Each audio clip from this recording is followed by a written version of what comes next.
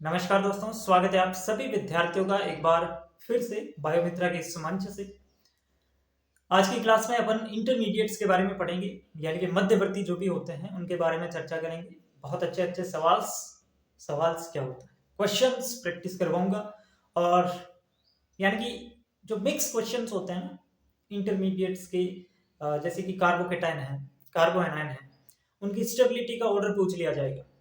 अगर वो सिर्फ उसमें इंडक्टिव इफेक्ट लग रहा है तब तो आप कर लोगे, सिर्फ उसमें हाइपर कंजुगेशन लग रहा है तब तो आप कर लोगे। लेकिन सवाल मिक्स आ गया, इंडक्टिव इफेक्ट का भी आ गया है ना, तीन आपको दे दिया गया और इनको क्रम में जमाना है। उसके अंदर किसी के अंदर इंडक्टिव लग रहा है, किसी में रेजोनेंस लग रहा है, किसी में हाइपर कंजुगेशन लग रहे हैं, किसी में दो लग रहे हैं। तो उस कंडीशन में अपन क्या करेंगे, यानी कि मिक्स पैटर्न के जो सवाल होते हैं उनको प्रैक्टिस करेंगे। और आज अपन इसको मतलब जो हमारा ज्यादा जो अपन कह सकते हैं बर्डन वाला है ना, वो आज खत्म कर देंगे आज की क्लास। ठीक है, तो हाँ, एक निवेदन और है मेरा कि जो पहली बार क्लास में आए हैं, सब्सक्राइब का नहीं बोल रहा, यहाँ से बीच में से मत छेड़ो यार। हाँ, तो मैं कह रहा हूँ जो पहली बार क्लास देख रहे हैं बीच में से मत छेड़ो। आज क्लास नंबर 11 है, शायद क्लास नंबर 11 है। ऐसे बीच में से छेड़ोगे ना, ये राजस्थान जीके नहीं है कि एक दिन लोक संत पढ़ लिया, दूसरे दिन नदियां पढ़ लेंगे, तीसरे दिन परिवहन पढ़ लिया, चौथे दिन और कुछ पढ़ लिया, इतिहास पढ़ लिया। ऐसे नहीं होगा। ऑर्गेनिक केमिस्ट्री में एक सीक्वेंस में आप नहीं चलोगे तो आप ऑर्गेनिक केमिस्ट्री में ठप हो जाओगे। ऑर्गेनिक केमिस्ट्री को अगर आप डेली रिवाइज नहीं करोगे, आप ऑर्गेनिक केमिस्ट्री में जीरो हो जाओगे। ऑर्गेनिक केमिस्ट्री को अगर आप रटोगे नहीं, अगर आपके मन में ये परसेप्शन है कि ऑर्गेनिक केमिस्ट्री को मैं केवल समझूंगा, आपसे ऑर्गेनिक केमिस्ट्री नहीं होगी। ऑर्गेनिक केमिस्ट्री आपको समझनी है, लेकिन समझ के रटनी है। चीजों को बार बार बार बार बार बार अपने दिमाग में लाना चाहिए, तब जाके ऑर्गेनिक केमिस्ट्री सही होगी। समझने वाली क्या चीजें हैं, मतलब जो है वो तो ठीक है, लेकिन रटने वाली चीजों को तो रटना ही पड़ेगा। ठीक है ना, तो ये कभी भी परसेप्शन मत बनाइए कि ये चीज है ना, ये पूरी समझने की है।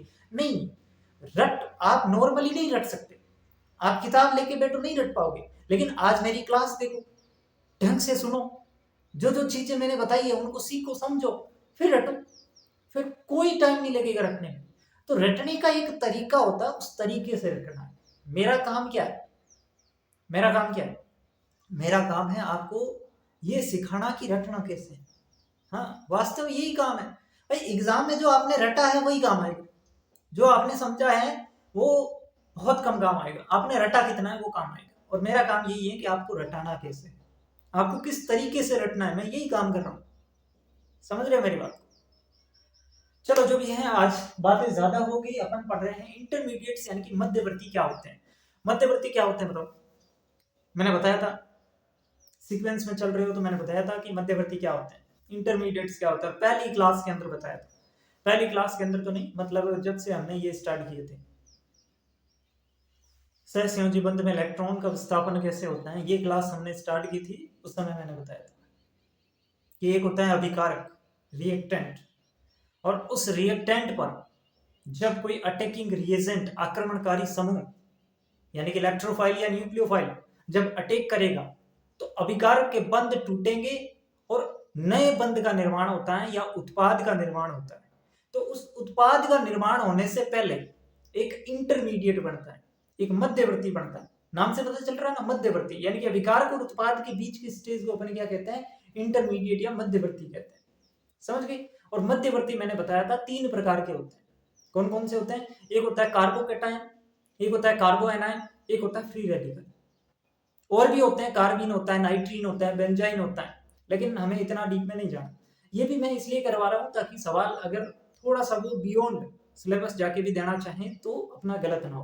बाकी कहीं पे भी मेंशन ये चीजें नहीं है सिलेबस में कि आपको इंटरमीडिएट्स पढ़ना है, ठीक है ना। लेकिन हाँ, कार्बोकेटाइन की स्टेबिलिटी को सवाल आ सकता है, कार्बोएनाइन की स्टेबिलिटी का सवाल आ सकता है, क्योंकि इफेक्ट हमारे पूरे के पूरे सिलेबस में है और इफेक्ट का सवाल ही स्टेबिलिटी का ही बनता है। समझ गए मेरी बात को? तो उनको मत छोड़ना कि स्टेबिलिटी नहीं पढ़नी कार्बोकेटाइन की, नहीं। आज हम मेनली उन्हीं को प्रैक्टिस करेंगे कि कार्बोकेटाइन की स्टेबिलिटी कैसे निकालनी है, कार्बोएनाइन की स्टेबिलिटी कैसे निकालनी है, ठीक है ना। तो मैं ये कह रहा था, क्या कह रहा था, भूल ही गया। चलो अपन शुरुआत करते वापस से। कार्बोकटायन जो होता है, कार्बोकटायन, कार्बोएनायन और फ्री रेडिकल, ये तीन हमारे इंटरमीडिएट्स हैं। सबसे पहले मैं कार्बोकैटायन की कुछ बेसिक जानकारी आपको दूंगा, फिर कार्बोएनायन की दूंगा, फिर फ्री रेडिकल की दूंगा। इन तीनों की बेसिक जानकारी देता हूं, हमें एटलीस्ट पता तो होना चाहिए कि ये होते क्या है, फिर अपन इसके सवाल करेंगे। ठीक है, पहले मैं वो बता दूं। चलो शुरुआत करेंगे कार्बोकैटायन से। सबसे पहले लिखेंगे कार्बोधनायन, हिंदी वाले बच्चे लिखेंगे कार्बोधनायन, इंग्लिश वाले लिखेंगे कार्बोकैटायन, और मैं लिखूंगा कार्बोकैटायन।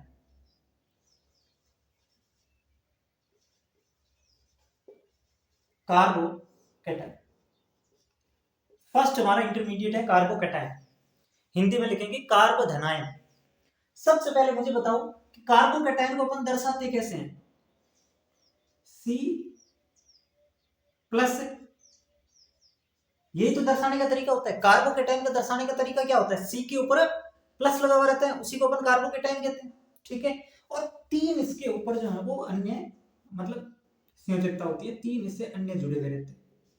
तो ये कार्बोकैटायन की दर्शाने का तरीका है, ये कार्बोकैटायन को दर्शाने का तरीका है। क्या तरीका है कि भाई कार्बोकैटायन में C पे प्लस होता है और तीन इसकी सेम। तो अब इसको देखकर ही अपन इसकी सारी बातें लिखेंगे। देखो कार्बोकैटायन पे क्या है? प्लस है, मतलब ये क्या है? एक धनावेशित समूह। ये क्या है? एक धनावेशित समूह है। दूसरी चीज ये त्रिसंयोजी है। देखो मैं अपने मन से कुछ भी नहीं लिख रहा, इस डायग्राम को देख देख के लिख रहा हूं।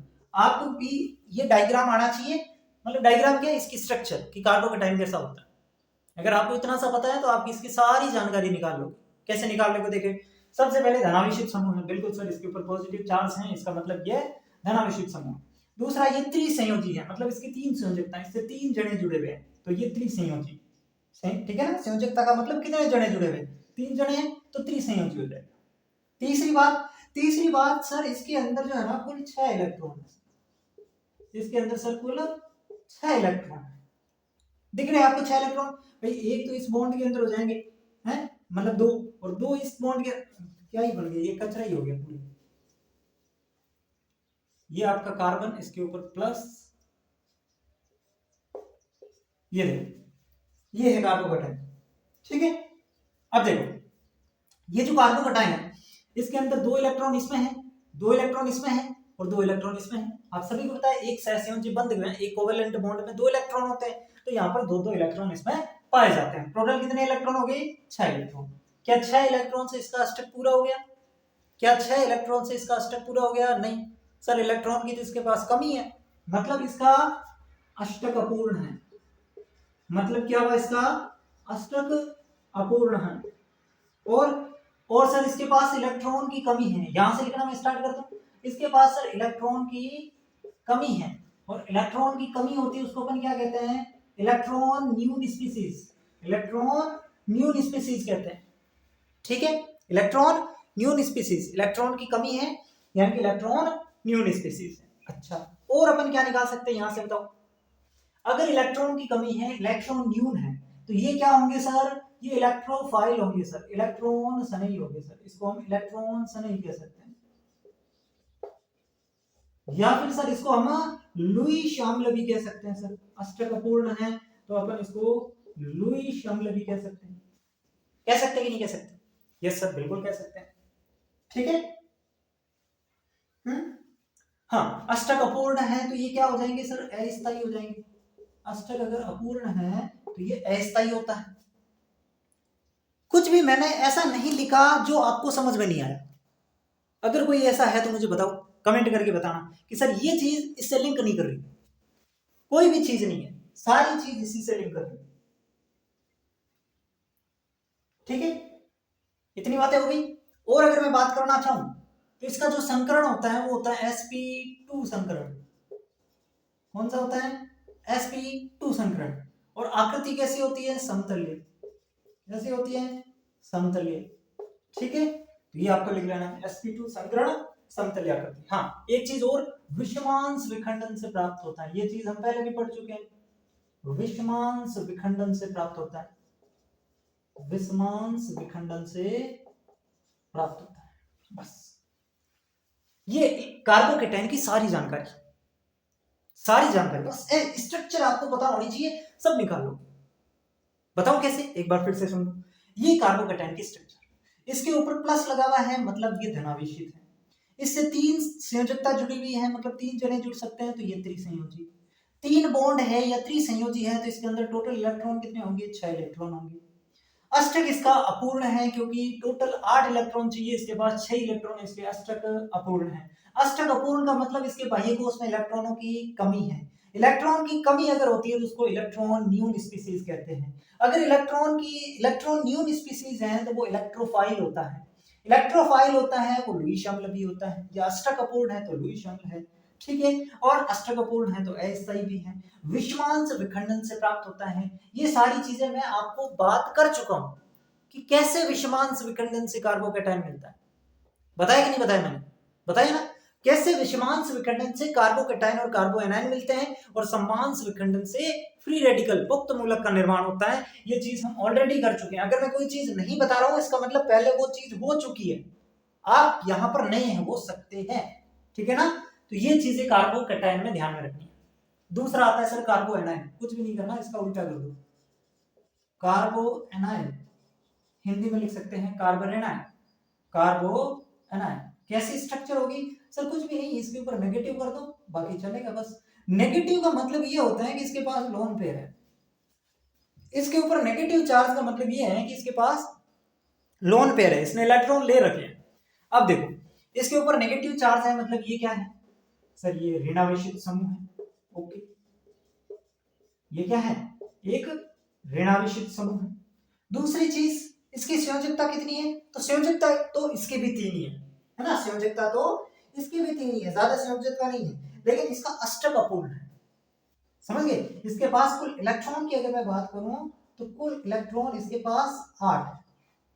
3 तो बंद के इलेक्ट्रॉन है ना, सॉरी 6, 3 बंद हो गए तो 6 बॉन्डेड इलेक्ट्रॉन है, प्लस 2 इसमें लोन पेयर के इलेक्ट्रॉन, तो टोटल इलेक्ट्रॉन इसमें 8 हो जाएंगे। इसमें 6 ही थे, इसमें टोटल इलेक्ट्रॉन 8 हो जाएंगे। क्यों हो जाएंगे, क्योंकि 2 4 6 है ना, 2 4 6 इलेक्ट्रॉन ये, और 2 इसके ऊपर लोन पेयर के भी 2 है, तो टोटल इलेक्ट्रॉन इसके ऊपर 8 हो गए। और अगर इलेक्ट्रॉन 8 हो गए इसका मतलब इसका क्या है, अष्टक पूरा है, इसका अष्टक पूर्ण है। और अगर किसी चीज का अष्टक पूर्ण होता है तो वो क्या होती है, स्थायी होती है, ठीक है ना। अष्टक पूरा होता है तो स्थायी होती है। क्या इसके पास इलेक्ट्रॉन की कमी है, बिल्कुल नहीं। क्या इसके पास इलेक्ट्रॉन की कमी है, बिल्कुल नहीं। अगर इसके पास इलेक्ट्रॉन की कमी नहीं है तो ये क्या है, इलेक्ट्रॉन धनी स्पीसीज है।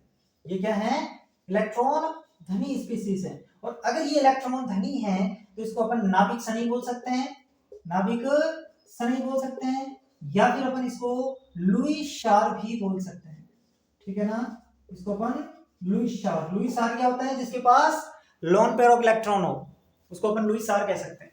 तो इसको अपन लुईस स्टार कह सकते हैं। स्ट्रक्चर की अगर मैं बात करूं, सॉरी हाँ, संकरण की बात करूं तो इसके अंदर संकरण sp3 होता है और ज्यामिति इसकी पिरामिडी होती है, ठीक है। और यह भी विषमांश विखंडन से प्राप्त होता है,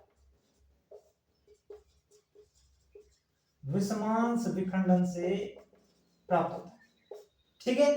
तो देखो कितनी बातें होगी इसके अंदर, आपने कितनी बात ध्यान रखी, धनावेशित समूह, त्रिसंयोजी, कुल इलेक्ट्रॉन 6, विषमांश, अस्थायी, अष्टक अपूर्ण, इलेक्ट्रॉन की कमी, इलेक्ट्रॉन न्यून, इलेक्ट्रॉन सनी, लुईस अम्ल, sp2 संकरण और समथिंग।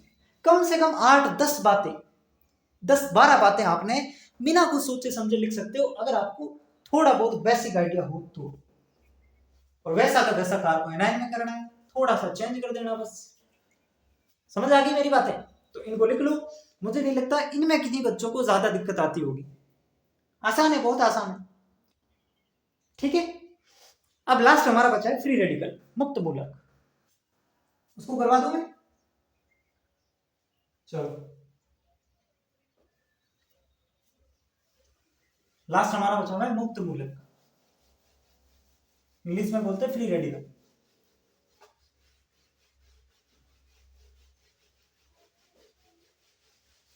कैसा होता है फ्री रेडिकल, बताओ।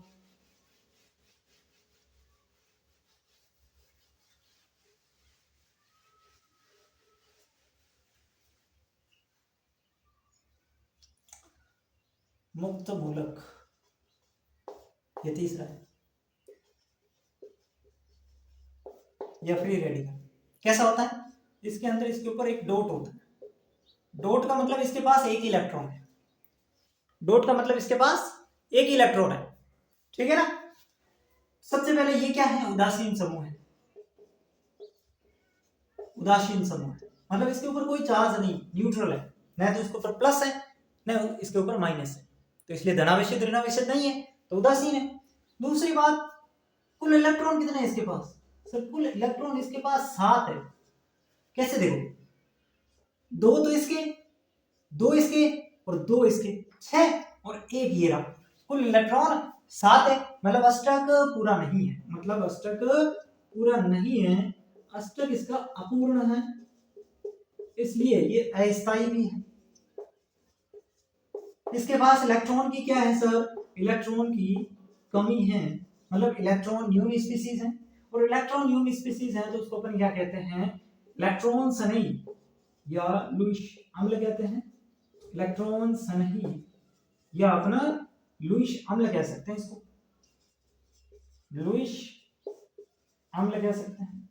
संकरण की अगर मैं बात करूं तो इसका संकरण भी sp2 और समतलीय होता है, यानी कि जैसा कार्बोकेटायन का, ठीक है, ये आपको ध्यान रखना है। और तीसरी और लास्ट बात, तीसरी तो क्या, समांश विखंडन से प्राप्त होता है, समांश बंध विखंडन से प्राप्त होता है, समांश बंध विखंडन से प्राप्त होता है, ये इसके बारे में, ठीक है। अगर आपको ये नहीं समझ में आ रहा समांश और विषमांश बंध विखंडन क्या होता है, तो हमारा जो इंडक्टिव इफेक्ट से पहले वाला लेक्चर है, या शायद इंडक्टिव इफेक्ट वाले में ही हमने आपको बंध विखंडन क्या होता है उसमें बताया था, ठीक है। बार बार उसको नहीं बता सकते, अभी के लिए इतनी बातें लिख लो, इन चीजों को नोट कर लो, फिर अपन आगे बढ़ेंगे, ठीक है बच्चों, ठीक है। तो अब मैं आपको क्या करवाऊंगा, प्रैक्टिस करवाऊंगा कि कार्बोकेटाइन स्टेबिलिटी ऑर्डर अगर आपसे पूछ लें तो कैसे निकालना, आपको कार्बो एनायन का पूछ ले तो कैसे निकालना। फ्री रेडिकल में कंफ्यूज मत होना, ये चीज कहीं नोट करके लिख लो कि जो कार्बोकेटाइन में हो रहा है ना वैसा का वैसा फ्री रेडिकल में करना है। समझ गए मेरी बात को, कार्बोकेटाइन और फ्री रेडिकल के लिए कोई अलग अलग रूल नहीं है, एक ही प्रकार के रूल है। तो जैसे ही मैं आपको कार्बोकेटाइन प्रैक्टिस करवा रहा हूं वो रूल फ्री रेडिकल में लग जाएंगे, तो उसको मैं अलग से नहीं करवाऊंगा। समझ गए मेरी बात को, वही सेम ही रूल है बस, ठीक है। तो इसको नोट करो, फिर अपन फ्री रेडिकल सॉरी कार्बोकेटाइन की स्टेबिलिटी की बात करेंगे,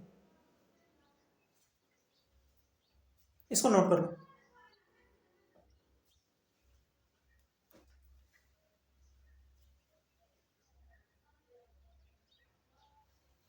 बताओ, ये 3 एग्जांपल मैंने आपके सामने लिखे हैं, इनमें आपको कार्बोकेटाइन है, ये तीनों के तीनों देखो, कार्बोकेटाइन कार्बोकेटाइन कार्बोकेटाइन कार्बोकेटाइन, ठीक है। इनमें आपको स्टेबिलिटी का ऑर्डर बताना, एक बार खुद से प्रैक्टिस करो, मैं हट जाता हूं, एक बार इसको पॉज करो और खुद को प्रैक्टिस करो कि आपको कितना आ रहा है, फिर मैं बताऊंगा। चलो, हो गया क्या सर, क्या हो गया, हमने तो बंद ही नहीं किया, पता मुझे, जानता हूं, सब जानता हूं। चलो सुनो, देखो कार्बोकेटाइन की स्टेबिलिटी निकालनी है, कार्बोकेटाइन की स्टेबिलिटी निकालनी है, कैसे निकालोगे। सबसे पहले देखो, सबसे पहले यहां पर जो है वो डिफरेंस कहां पे आ रहा है सर, डिफरेंस आ रहा है यहां पर सिंगल बॉन्ड है, यहां पर डबल बॉन्ड है, यहां पे ट्रिपल बॉन्ड है, यही तो आ रहा है। यानी कि यहां पर जो हाइब्रिडाइजेशन होगा वो sp3 होगा, यहां पर हाइब्रिडाइजेशन sp2 होगा, और यहां पे हाइब्रिडाइजेशन sp होगा, यही होगा, यही होगा। एक चीज ध्यान रखना, अगर प्रतिशत s लक्षण, प्रतिशत s लक्षण बढ़ते हैं, प्रतिशत s लक्षण बढ़ते हैं तो इलेक्ट्रोनेगेटिविटी बढ़ती है। सर क्या मतलब, यहां पर देखो sp3 है तो इसमें s कैरेक्टर कितने हैं, 25%, s कैरेक्टर कितना है 25%, क्योंकि टोटल 4 है, एक s और 3 p, टोटल 4 में से s कितना 1, तो s का परसेंटेज कितना हो गया 25, हो गया कि नहीं हो गया। यहाँ पे देखो sp2 टोटल 3 है जिसमें से एक s है, तो यहाँ पे s का प्रतिशत कितना हो गया 33%, यहाँ पर s का प्रतिशत कितना हो गया 50%। तो परसेंटेज एक्स लक्षण यहाँ पर बढ़ रहे हैं भाई, इससे इसमें ज्यादा और इससे इसमें ज्यादा, यानी कि जैसे जैसे परसेंटेज एस लक्षण बढ़ते हैं इलेक्ट्रोनेगेटिविटी बढ़ती है। कंसेप्ट को ध्यान से समझना। देखो वैसे तो इसको याद रख लेना वो भी ठीक है, लेकिन कंसेप्ट भी तो सीखना है कि ऐसा क्यों होता है।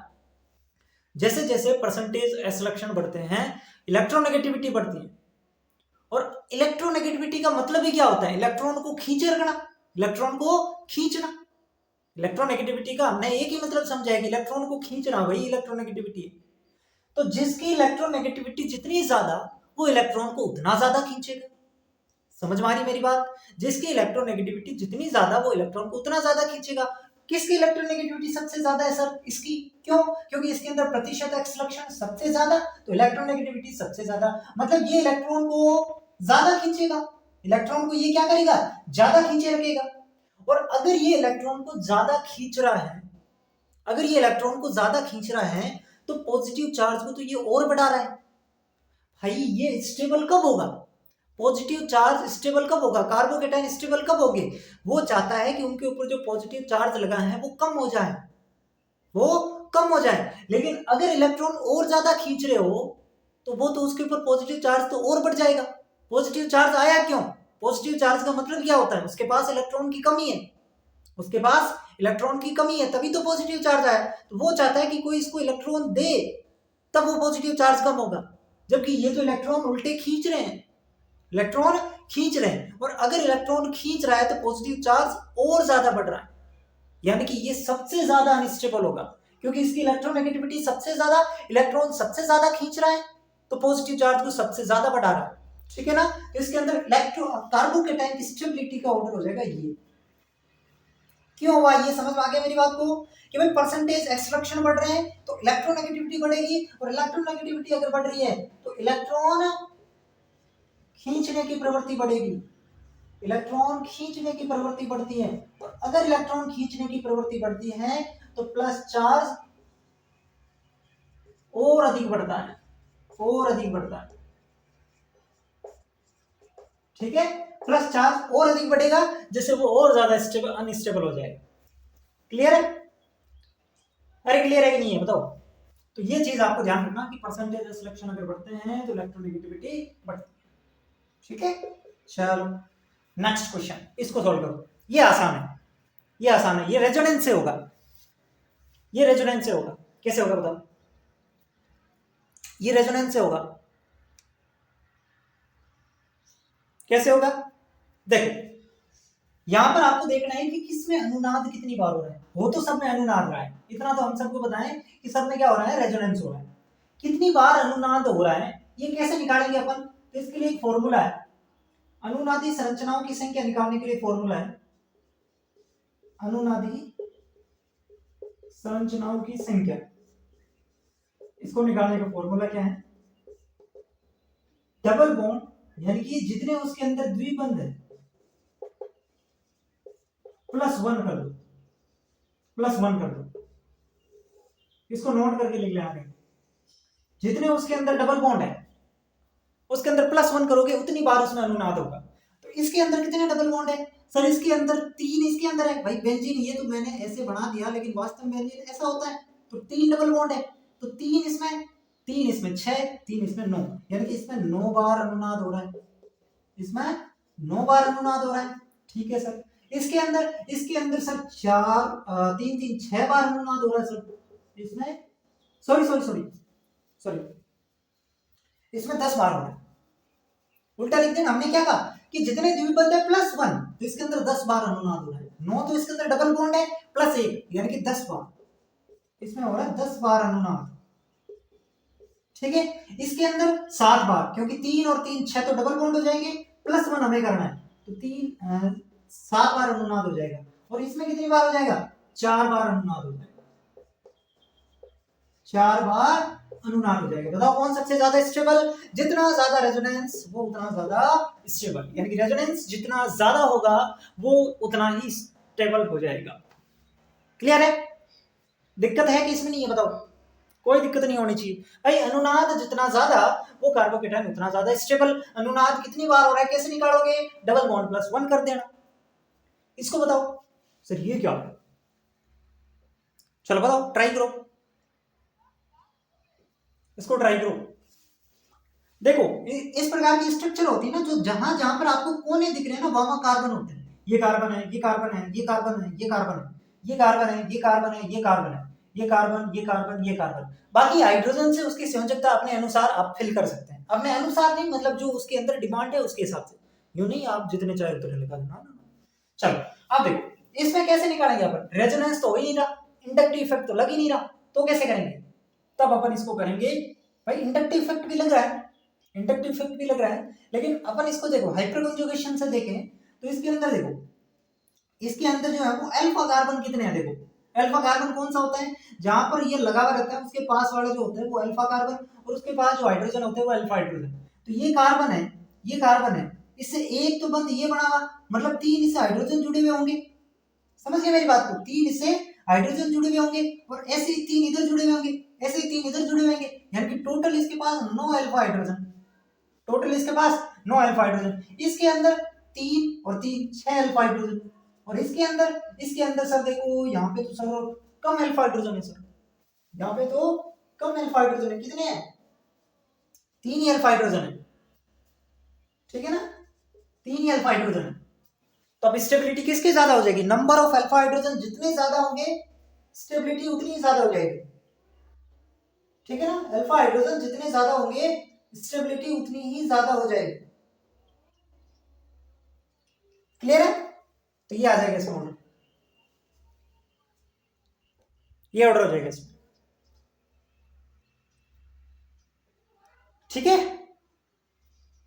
चलो इसमें 2 ही अल्फा हाइड्रोजन है ना, देखो एक तो ये जुड़ा हुआ है, एक ये जुड़ा हुआ है, तो 2 ही है, ठीक है जो भी है, लेकिन वो तो सबसे कम ही होगा, ये हो जाएगा। जितने ज्यादा अल्फा हाइड्रोजन स्टेबिलिटी उतनी ज्यादा। तो इसमें अनुनाद वाला कंसेप्ट लगा, इसमें अति संयुग्मन वाला कंसेप्ट लगा, ठीक है ना, इसमें एस लक्षण वाला कॉन्सेप्ट लगा। ये तीनों कॉन्सेप्ट क्लियर है? अगर इस टाइप का सवाल आता है तो कर लोगे, जरूरी नहीं है सवाल एग्जैक्ट यही आएगा, आपको ये कॉन्सेप्ट लगाने कि कहीं पे आपको रेजोनेंस होते हुए दिखाई देंगे कि इसमें 5 बार हो रहा है, इसमें 4 बार हो रहा है, कहीं पर आपको अलग अलग अल्फा हाइड्रोजन के नंबर दिखाई देंगे, ठीक है ना। तो वो उसके हिसाब से सवाल के हिसाब से आपको सेट करना है। पहले इतना नोट कर लो, पहले इतना नोट कर लो, हटाओ इसको। मैं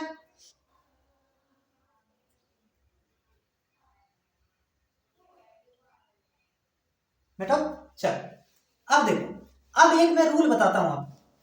जब मिक्स सवाल आ जाते हैं तब क्या करना? मिक्स का मतलब सर, मिक्स का मतलब 4 स्ट्रक्चर दे रखी है, एक में रेजोनेंस लग रहा है, एक में हाइड्रोकंजुगेशन लग रहा है, एक में इंडक्टिव इफेक्ट लग रहा है, एक नॉन एरोमेटिक है, एक एंटी एरोमेटिक है, एक एरोमेटिक है, तब क्या होगा? अगर इस प्रकार का सवाल आ जाता है ना, हालांकि वो देगा नहीं, और दे भी सकता है, कोई देगा जरूर तो, ठीक है ना। तो उसके अंदर एक आपको प्रायोरिटी रूल फॉलो करना है। कर लोगे? करना ही पड़ेगा, नहीं करोगे तो गलत हो जाएगा। अगर आपको कार्बोकैटायन या कार्बो एनायन की स्टेबिलिटी पूछे, अगर आपको कार्बोकैटायन और कार्बो एनायन की स्टेबिलिटी पूछे तो एक प्रायोरिटी रूल आपको फॉलो करना है। प्रायोरिटी रूल का मतलब पहले वो चीज देखनी है उसके बाद वो देखनी है। वो रूल क्या है कि सबसे पहले जो एरोमेटिक होगा वो सबसे ज्यादा स्टेबल होगा। जो एरोमेटिक है, जो स्ट्रक्चर 4 आपको स्ट्रक्चर देंगे और उसमें से जो एरोमेटिक है वो सबसे ज्यादा स्टेबल। सर एरोमेटिक क्या होती है सर, हमें तो पता ही नहीं, मैं बताऊंगा। पहले इतना याद रख लो कि जो एरोमेटिक है वो सबसे ज्यादा स्टेबल। दूसरी चीज उसके बाद में आती है रेजोनेंस। जिसके अंदर रेजोनेंस दिख गया वो सबसे ज्यादा स्टेबल। तीसरी चीज आती है हाइपर कॉन्जुगेशन। तीसरी चीज क्या आती है? Hyper conjugation. चौथी चीज आती है आपकी इंडक्टिव इफेक्ट, यानी कि सबसे लास्ट में इंडक्टिव इफेक्ट की बात आएगी। ये प्रायोरिटी रूल आपको फॉलो करना है, ये रूल आपको फॉलो करना है, कर लोगे। और सबसे लास्ट में आता है एंटी एरोमेटिक। इसके बाद में क्या आ जाता है? Anti aromatic. ये जो है ना, ये याद रखना, इसको याद रखना। कि सबसे पहले एरोमेटिक, फिर रेजोनेंस, फिर हाइपरकॉन्जुगेशन, फिर इंडक्टिव और फिर एंटी एरोमेटिक। सर हम एरोमेटिक और एंटी एरोमेटिक की कैसे पहचान करेंगे? लगाओ ट्रिक। पूरा अपन को नहीं पढ़ना भाई, एरोमेटिसिटी अपने सिलेबस में नहीं है कि नहीं है? नहीं है सर। तो हमें पूरा एरोमेटिसिटी नहीं पढ़ना, एरोमेटिकता नहीं पढ़ना। मैं आपको इतना बता रहा हूं जिनसे काम हो जाए। आप पता लगा लो कि ये एरोमेटिक है कि नहीं है। लगा लोगे? कैसे लगाओगे? देखो ट्रिक आपको ये है, इसके अंदर कुछ रूल है। पहला रूल, यौगिक साइक्लिक होना चाहिए। यौगिक साइक्लिक होना चाहिए। साइक्लिक का मतलब समझते हो? साइक्लिक का मतलब समझते हो? ये साइक्लिक है, यही तो होता है साइक्लिक। तो यौगिक साइक्लिक होना चाहिए, सीधा नहीं होना चाहिए, साइकिल में होना चाहिए यौगिक। दूसरा रूल क्या है सर?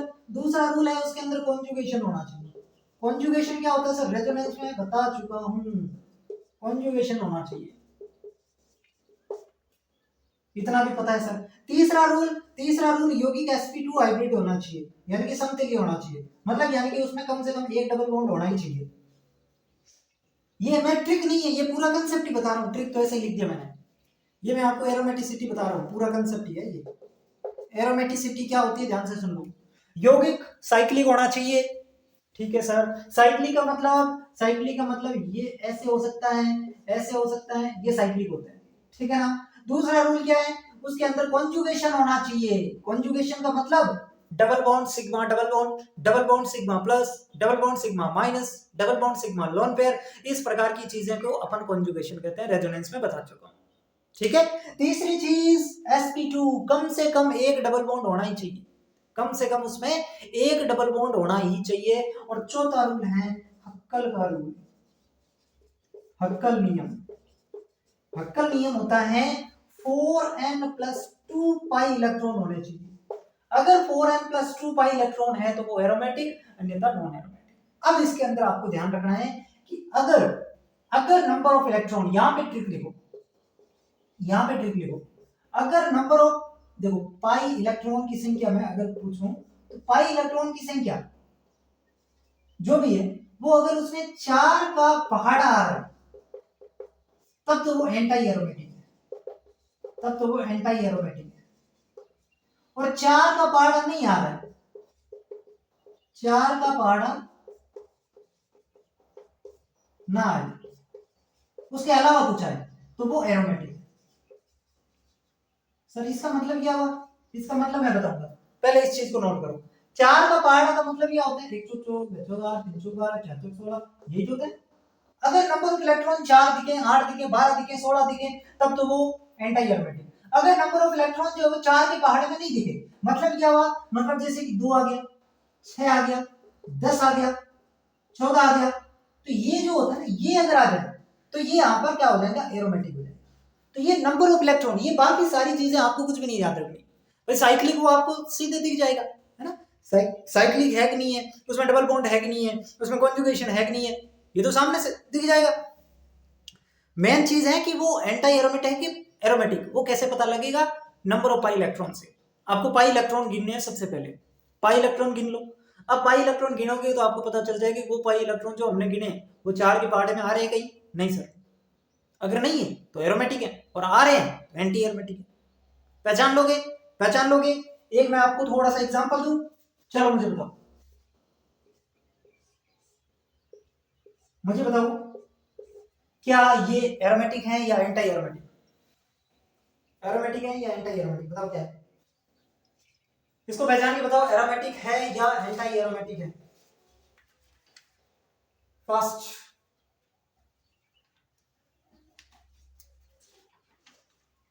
बहुत आसान है, कुछ नहीं करना, बस आपको बताना है।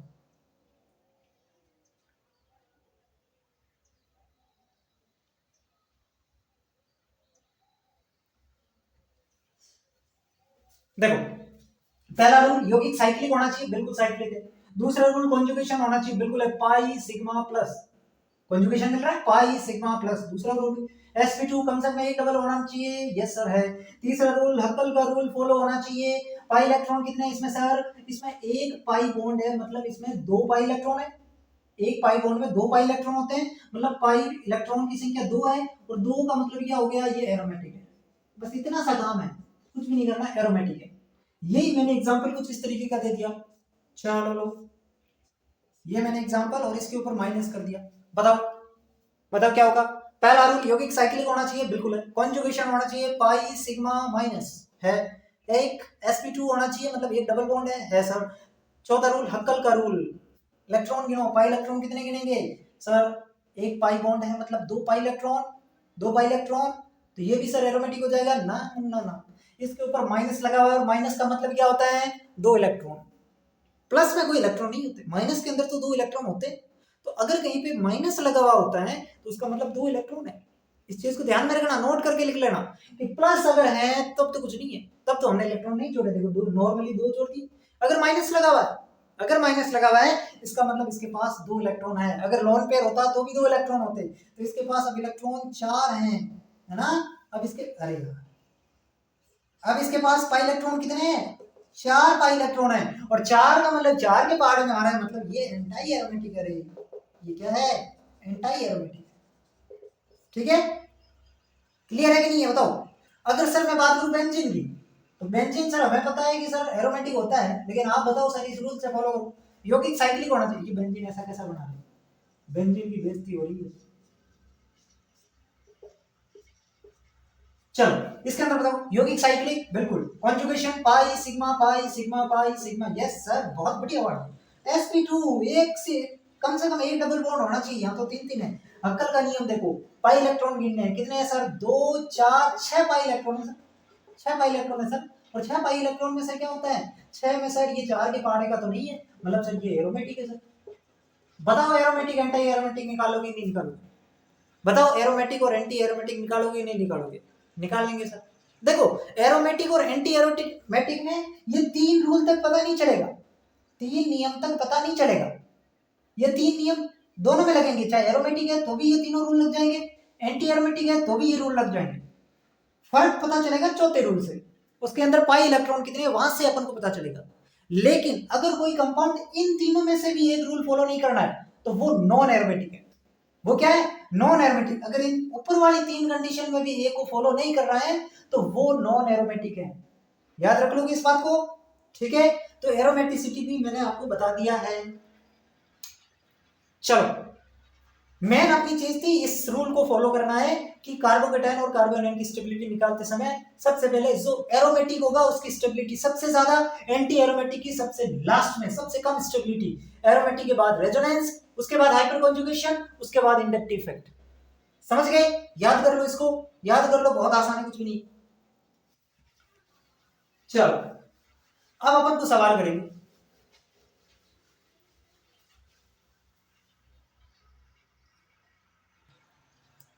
चलो बताओ भाई, ये 3 एग्जांपल मैंने आपके सामने और रखे हैं, इन 3 को अपन और प्रैक्टिस करते हैं कार्बोकेटायन में, फिर आप खुद करना, जहां से भी सवाल मिले रूल लगाना, अप्लाई करना, अपने दिमाग को खपाना।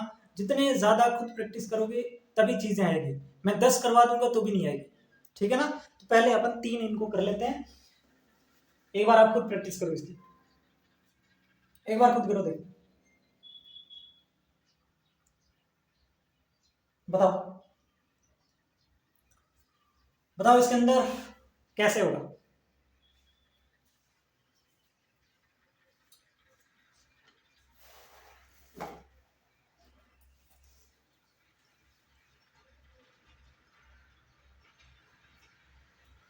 इस चीज को देखो, देखो एक एक को देखो। सबसे पहले इसमें क्या हो रहा है सर, इसके अंदर रेजोनेंस हो रहा है 4 बार, क्योंकि 3 पाई बॉन्ड है, 3 पाई बॉन्ड है, और 3 प्लस ए क्या होता है 4, तो 4 बार इसमें अनुनाद हो रहा है सर, 4 बार सर अनुनाद हो रहा है। अच्छा, क्या इसमें हाइपर कॉन्जुगेशन हो रहा है, मतलब वो लग रहा है कि हाइपर कॉन्जुगेशन इफेक्ट, देख नहीं लग रहा। चलो क्योंकि सारे इसमें जुड़े हुए हैं, एक अल्फा हाइड्रोजन है इसमें, एक भी नहीं है अल्फा हाइड्रोजन, क्योंकि यहाँ पे जो पॉजिटिव है उससे आगे वाले कार्बन में एक ये जुड़ा हुआ, एक ये जुड़ा हुआ, और यहाँ पे डबल बॉन्ड है। ठीक है ना, तो चारों के चारों बॉन्ड जुड़े हुए हैं। यहाँ पर देखो पाई सिग्मा पाई, ठीक है, और यहाँ पर हो रहा है कितने बार अनुनाद हो रहा है, यहाँ पर 3 बार हो रहा है, 2 और 1, 3 बार अनुनाद हो रहा है।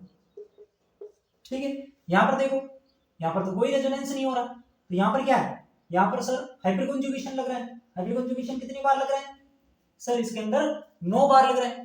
हाइपर कंजुगेटिव स्ट्रक्चर कितनी बार लग रहा है, क्या कहते हैं उसको, हाँ, नंबर ऑफ अल्फा हाइड्रोजन कितने हैं, 9 है, ठीक है, नंबर ऑफ अल्फा हाइड्रोजन 9 है।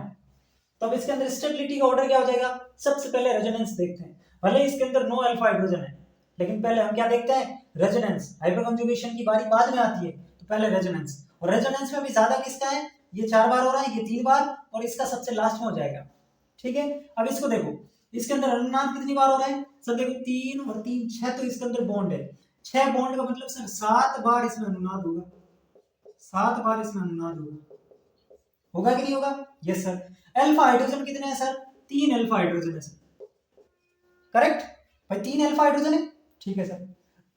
इसके अंदर देखो अनुनाद कितनी बार हो रहा है सर, अनुनाद तो सर इसके अंदर भी 7 बार ही हो रहा है, अनुनाद तो इसके अंदर भी 7 बार ही हो रहा है, लेकिन इसके अंदर अल्फा हाइड्रोजन नहीं है, अल्फा हाइड्रोजन 0 है इसके पास। इसके अंदर देखो, इसके अंदर अनुनाद कितनी बार हो रहा है सर, 4 बार, अनुनाद तो हो रहा है सर 4 बार, लेकिन इसके अंदर सर हाइपर कंजुगेशन से अल्फा हाइड्रोजन निकल रहे हैं 3 और 3 6, मतलब इसके अंदर 6 अल्फा हाइड्रोजन है, ये हमें जानकारी मिली।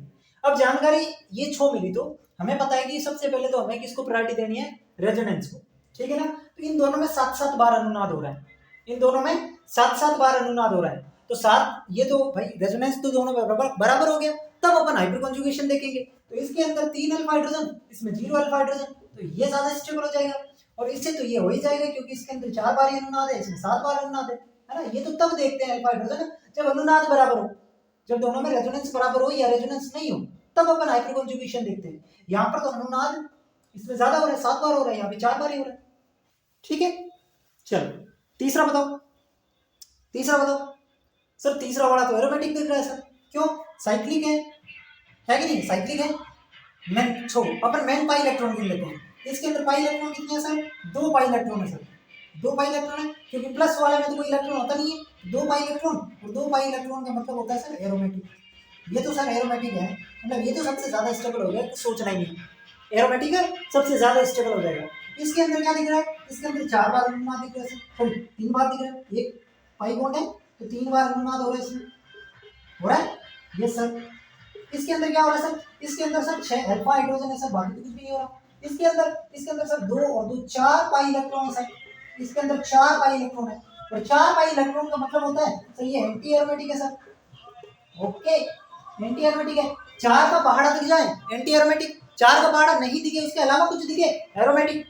और हमने रूल क्या पढ़ा, सबसे पहले प्रायोरिटी देनी एरोमेटिसिटी, उसके बाद अनुनाद, उसके बाद हाइपर कंजुगेशन, और सबसे लास्ट में एंटी एरोमेटिक। ये आपका सवाल है, ये आपका सवाल है, डन।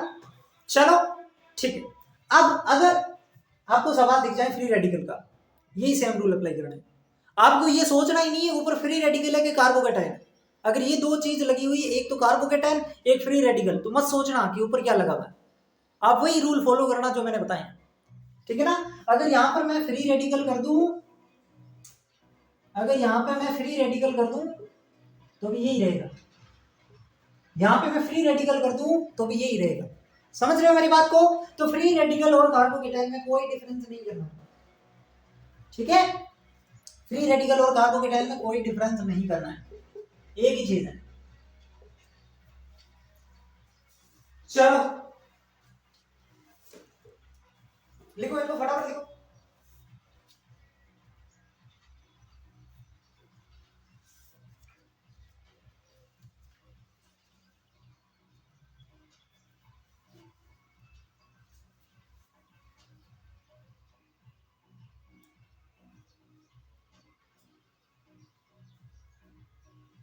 बैठा दो इसको। चलो ये कार्बो एनायन के 2 सवाल भी अपन प्रैक्टिस कर लेते हैं। कार्बो एनायन, कार्बो एनायन क्या होता है, कार्बो, हाँ है कार्बो एनायन। चलो ये फर्स्ट जो है ना वो एस कैरेक्टर वाला, एस प्रतिशत लक्षण, यानी कि जो आपने कार्बोकैटायन में पढ़ा उसका उल्टा होगा। क्यों होगा उल्टा, क्या चीज मैंने आपको समझाई कि जैसे जैसे प्रतिशत लक्षण एस प्रतिशत लक्षण बढ़ते हैं, इलेक्ट्रोनेगेटिविटी बढ़ती जाती है, और इलेक्ट्रोनेगेटिविटी बढ़ती है मतलब इलेक्ट्रॉन ज्यादा खींचते हैं, इलेक्ट्रॉन ज्यादा खींचते हैं तो उनके ऊपर पॉजिटिव चार्ज बढ़ता है, बढ़ता है पॉजिटिव चार्ज क्योंकि इलेक्ट्रॉन उन्होंने खींच लिए। यहाँ पर तो क्या है, नेगेटिव चार्ज है। अगर वो इलेक्ट्रॉन खींचेंगे तो इनके ऊपर नेगेटिव चार्ज कम होगा, अगर वो इलेक्ट्रॉन ज्यादा खींचेंगे तो नेगेटिव चार्ज कम होगा। समझ गए मेरी बात को? तो इसके अंदर जैसे जैसे प्रतिशत ऐसे लक्षण बढ़ते हैं वैसे वैसे इलेक्ट्रोनेगेटिविटी बढ़ेगी। इलेक्ट्रॉन ज्यादा खींचेंगे तो नेगेटिव चार्ज कम होगा, यानी कि इसके अंदर स्टेबिलिटी का ऑर्डर ये हो जाएगा, उसका उल्टा। कंसेप्ट समझ में आया कि नहीं आया मुझे बताओ? क्योंकि ये चाहता है कि इसके ऊपर नेगेटिव चार्ज कम हो। नेगेटिव चार्ज कम कब होगा? जब इलेक्ट्रॉन इससे कोई खींचेगा, और जितना ज्यादा खींचेगा नेगेटिव चार्ज उतना ही कम होगा। तो सबसे ज्यादा इसमें खींचेगा क्योंकि इलेक्ट्रोनेगेटिविटी सबसे ज्यादा इसकी है, क्योंकि S प्रतिशत लक्षण सबसे ज्यादा इसके 50%। इसके अंदर बताओ, इसके अंदर बताओ, तो वही चीज है सेम। देखो इसके अंदर देखो 2 और 2 4 और 6 पाई इलेक्ट्रॉन। 6 पाई इलेक्ट्रॉन का मतलब क्या होता है? एरोमेटिक, मतलब सबसे ज्यादा स्टेबिलिटी किसकी हो जाएगी? एरोमेटिक की। इसके अंदर देखो 3 यानी कि 4 बार इसके अंदर अनुनाद हो रहा है। 4 बार क्या हो रहा है? अनुनाद हो रहा है। और इसके अंदर 3 बार अनुनाद हो रहा है, तो सबसे ज्यादा अनुनाद किसमें हुआ? इसमें। समझ गए? तो चाहे कार्बोकेटायन हो चाहे कार्बोएनायन हो, कॉन्सेप्ट सेम ही लगेंगे आपको। खुद जितनी बातें मैंने बताई हैं उनको ध्यान में रखते हुए, और एक तो इंडक्टिव इफेक्ट ध्यान में रखना। देखो कोई भी carbocation, कार्बोएनायन, free radical, acidic strength और बेसिक स्ट्रेंथ, ये सवाल दिख जाए ध्यान से सुन लो, गांठ बांध के याद रख लो। कहीं पे इन पांचों की स्टेबिलिटी का ऑर्डर पूछ लें, क्रम में जमाने को पूछ लें, तो आपको कितनी बातें ध्यान में रखनी है। पहली चीजें आपको इंडक्टिव इफेक्ट ध्यान रखना, ठीक है? पहली चीज इंडक्टिव इफेक्ट ध्यान रखना। या तो उसमें सिर्फ इंडक्टिव इफेक्ट लगेगा उससे सवाल हो जाएगा, या सिर्फ रेजोनेंस लगेगा उससे सवाल हो जाएगा, या सिर्फ हाइपर कॉन्जुगेशन लगेगा उससे सवाल हो जाएगा। अगर ये सिंगल रूल लग रहे हैं, inductive, hyper conjugation, resonance, inductive, तो इंडक्टिव में एक चीज आपको मैंने बताई थी, डिस्टेंस, नंबर, पावर, वो रूल भी ध्यान रखना, ठीक है? फिर यहाँ पर वो सवाल मिक्स वाला दे सकता है, तो उसके अंदर आपको मेन वो चीज ध्यान रखनी है कि भाई सबसे पहले एरोमेटिक, फिर रेजोनेंस, फिर हाइपर कॉन्जुगेशन, और फिर आपका एंटी एरोमेटिक। इतनी सी बातें हैं, ये 5-6 बातें हैं, इनको कंसाइज रूप में मैंने बता दिया। ये अगर आप ध्यान रखोगे सवाल आपका हो जाएगा, ठीक है? चलो अब कुछ सवाल मैं आपको एसिडिक स्ट्रेंथ और बेसिक स्ट्रेंथ के भी बता देता हूं, इसको नोट कर लो, फिर अपन आगे बढ़ते हैं। चलो ये 3 सवाल मेरे को और बता दो, फिर आप अपने स्तर पर प्रैक्टिस करना। 3 सवाल मैं आपसे और पूछूंगा, उसके बाद आप अपने स्तर पर प्रैक्टिस करना खूब, ठीक है? बताओ अब आपको एसिडिक स्ट्रेंथ बतानी है या बेसिक स्ट्रेंथ बतानी है। पहले इसके अंदर एसिडिक स्ट्रेंथ क्या होगी वो निकालो, फिर बेसिक स्ट्रेंथ क्या होगी वो निकालो। अम्लीय सामर्थ्य क्या होगी और सारी सामर्थ्य क्या होगी? क्या दोनों ही सेम ही होगी या अलग अलग होगी? जो भी है आप बताओ, बहुत आसान है। देखो मैंने एक चीज आपको बताई थी कि अगर आपको एसिडिक स्ट्रेंथ निकालनी है, अगर आपको एसिडिसिटी या एसिडिक स्ट्रेंथ निकालनी है, तो ये -I के समानुपाती और +I के व्युत्क्रमानुपाती। रूल आपको पता है। अगर आपको बेसिसिटी निकालनी है यानी कि सारी सामर्थ्य निकालनी है, तो ये +I के समानुपाती और -I के व्युत्क्रमानुपाती। यानी कि ये कार्बोकेटायन, कार्बोएनायन जैसा बिहेव कर रही है, ये कार्बोकेटायन जैसा बिहेव कर रही है। कार्बोकेटायन में क्या था? +I के समानुपाती, माइनस के व्युत्क्रमानुपाती। कार्बोएनायन में क्या था? माइनस के समानुपाती, प्लस के व्युत्क्रमानुपाती। तो वैसे ही इसके अंदर है, एसिडिक स्ट्रेंथ में माइनस वाला इसको बढ़ाएगा एसिडिक स्ट्रेंथ को, प्लस वाला कम करेगा, और बेसिक स्ट्रेंथ में प्लस वाला बढ़ाएगा और माइनस वाला कम करेगा। अब इसके अंदर देखो ये फिनोल है, तीनों ही फिनोल है, ये भी फिनोल, ये भी फिनोल। अंतर कहां पर है? ये ग्रुप लगे हुए, इसके अंदर NO2 ग्रुप लगा हुआ, इसके अंदर कोई ग्रुप नहीं है, इसके अंदर CH3 ग्रुप लगा हुआ। NO2 ग्रुप क्या होता है sir? NO2 group sir -I group होता है। NO2 ग्रुप जो है ना सर, ये -I ग्रुप होता है, या -I इफेक्ट लग रहा है यहाँ पे कुछ भी नहीं लग रहा सर। ये जो CH3 ग्रुप है ये +I इफेक्ट होता है सर। ये क्या होता है? +I इफेक्ट होता है। समझ गए मेरी बात को? तो अपन को सबसे पहले अगर एसिडिक स्ट्रेंथ पूछे, अम्लीय सामर्थ्य पूछे, तो अम्लीय सामर्थ्य -I वाला बढ़ाता है, तो -I वाला तो इसके अंदर लगा हुआ, मतलब सबसे ज्यादा इसकी होगी।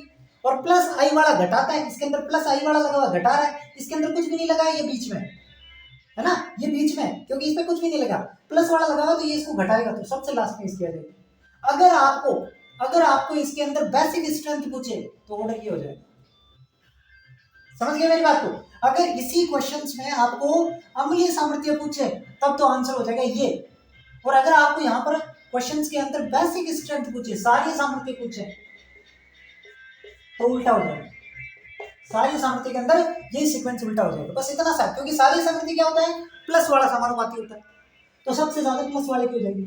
फिर माइनस वाला इसको घटाता है तो सबसे कम इसकी हो जाएगी, ये तो बीच में ही देगा। अब इसके अंदर बताओ, इसके अंदर अम्लीय सामर्थ्य बताओ कैसे निकालोगे अम्लीय सामर्थ्य? वही रूल है भाई, CH3 क्या हुआ है प्लस आई वाला इफेक्ट है, यहाँ पे कुछ भी नहीं लगा हुआ, यहाँ पर NO2 लगे हुए हैं और NO2 क्या है माइनस आई इफेक्ट है, माइनस आई इफेक्ट होते हैं और माइनस आई वाले एसिडिक स्ट्रेंथ को बढ़ाते हैं, यानी सबसे ज्यादा इसकी फिर इसकी और सबसे कम इसकी, क्योंकि प्लस वाला घटाता है। ठीक है, तो यही रूल आपको इसके अंदर फॉलो करना है। अब एक है ये CH3NH2 और एक C6H5NH2, इन दोनों में ज्यादा बेसिक कौन है? इन दोनों में ज्यादा बेसिक कौन है?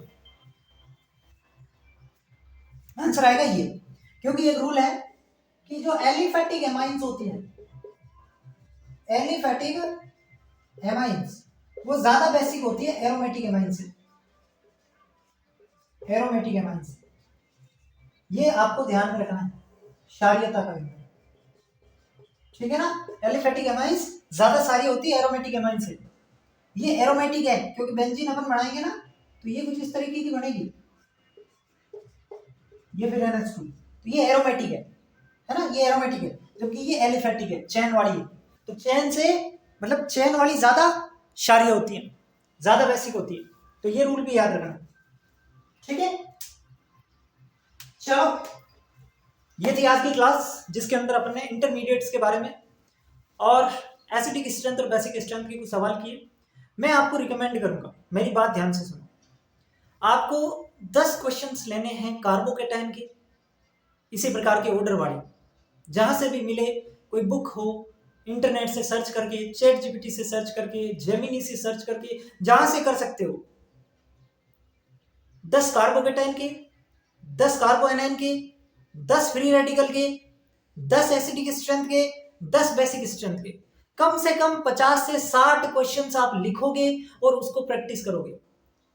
2-3 दिन लगातार प्रैक्टिस करोगे तब जाके सवाल बनेंगे।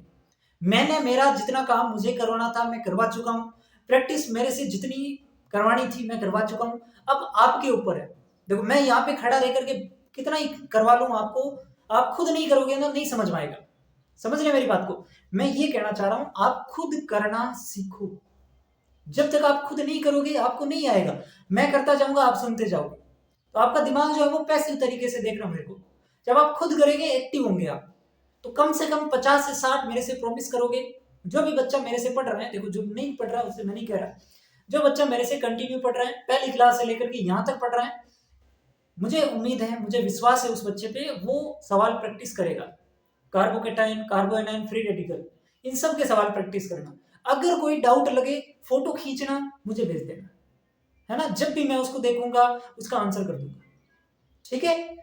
ठीक है बच्चों, तो ये प्रैक्टिस वाला मामला मैं आपके ऊपर छोड़ता हूं और मैं आशा करता हूं कि आप जरूर करेंगे और करनी चाहिए, ठीक है ना। एक अलग से उसको मतलब 2 पेज खाली छोड़ देना, जैसे जब मैं नेक्स्ट लेक्चर लाऊं तो उसके बीच में 2 पेज खाली छोड़ देना, ताकि उसमें जो आप प्रैक्टिस करो ना उनको लिखो, ठीक है। और ये बहुत जरूरी है, मुझे भेजोगे कि सर ये हमने क्वेश्चन प्रैक्टिस किया है, ठीक है। तो आज की क्लास में अपन इतना ही रखते हैं। नेक्स्ट क्लास में अपन टाइप्स ऑफ रिएक्शन स्टार्ट करेंगे और 3 लेक्चर उसमें आएंगे, उसके बाद अपन हाइड्रोकार्बन, ठीक है। चलो धन्यवाद, मिलते हैं अगली क्लास में।